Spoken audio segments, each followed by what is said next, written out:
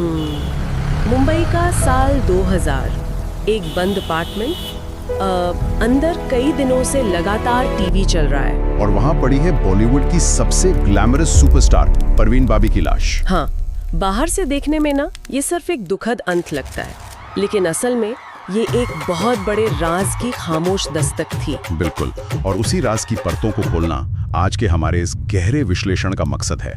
The silent journals of Parveen Babi के जो अंश सामने आए हैं ना, हाँ, वो अंश वो उस पीआर मशीनरी की धज्जियां उड़ा देते हैं जो हमें हमेशा एक चमकती हुई परफेक्ट दुनिया बेचती है। सही कहा। हम इस बात के तह तक जाएंगे कि आखिर उन डायरियों में ऐसा क्या था जिसने इंडस्ट्री के सबसे ताकतवर लोगों की रातों की नींद उड़ा दी थी। क्योंकि क्राइम ब्रांच को उस बंद अपार्टमेंट में जो मिला, वो किसी भी कहानी से ज्यादा खौफनाक था। हाँ, कुछ डायरियां जिनमें ए-लिस्ट प्रोड्यूसर्स, मशहूर एक्टर्स और सबसे अजीब बात, अंडरकवर विदेशी कॉन्टैक्ट्स के नाम दर्ज थे। एकदम सही।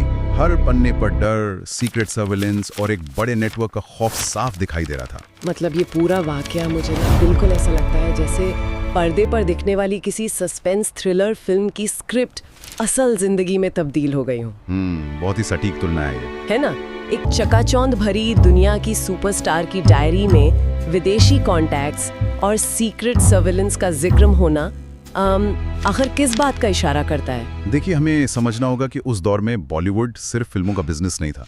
वो अंडरवर्ल्ड और ग्लोबल फाइनेंसिंग का एक बहुत ही जटिल और खतरनाक जाल बन चुका था। अच्छा। डायरी में विदेशी कॉन्टैक्ट्स का होना इस बात का संकेत है कि परवीन बाबी शायद इस फाइनेंसिंग और मनी लॉन्ड्रिंग के नेटवर्क की कुछ बहुत गहरी सच्चाइयां जानती थी। मतलब वो सिर्फ डरी हुई नहीं थी? बिल्कुल नहीं। इस बात का एक पूरा मैकेनिज्म है कि जब आप इतने बड़े सिंडिकेट के राजदार बन जाते हैं तो आपकी हर हरकत पर नजर रखी जाती है। लेकिन यहाँ मेरे दिमाग में एक काउंटर सवाल भी आ रहा है। हाँ, बताइए। क्या हम सब कुछ एक साजिश मान रहे हैं?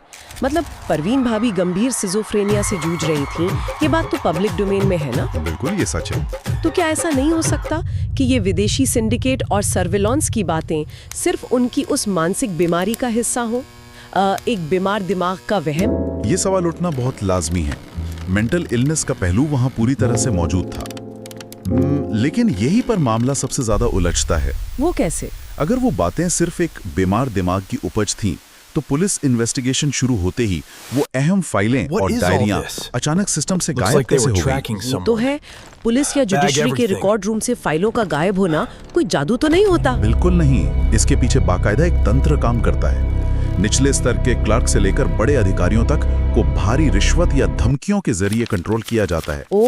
देखा जाए तो मेंटल इलनेस के नैरेटिव को एक ढाल की तरह इस्तेमाल किया गया और इंडस्ट्री के कई इनसाइडर्स ने पूरी तरह चुप्पी साध ली। यानी बीमारी सच थी, लेकिन उस बीमारी का फायदा उठाकर एक बहुत बड़े सच को दफना दिया गया। एकदम सही पकड़ रही हैं आप। जैसे ही इंडस्ट्री के बड़े नामों को लगा कि उनका भंडाफोड़ हो सकता है, उन्होंने रातों रात उस पूरी इन्वेस्टिगेशन को एक डेड एंड बना दिया। तथ्य बिल्कुल इसी तरफ इशारा करते हैं।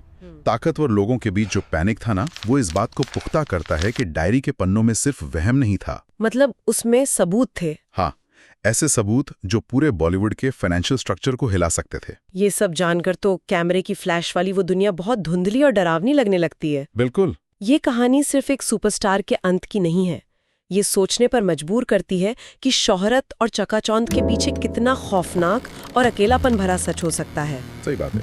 और ये हमारे लिए भी एक सबक है कि जो नैरेटिव हमें परोसे जाते हैं, उनके पीछे के तंत्र पर हमेशा सवाल उठाना चाहिए। सही बात है। इस चर्चा को खत्म करने से पहले एक आखिरी विचार जिस पर जरूर गौर किया जाना चाहिए।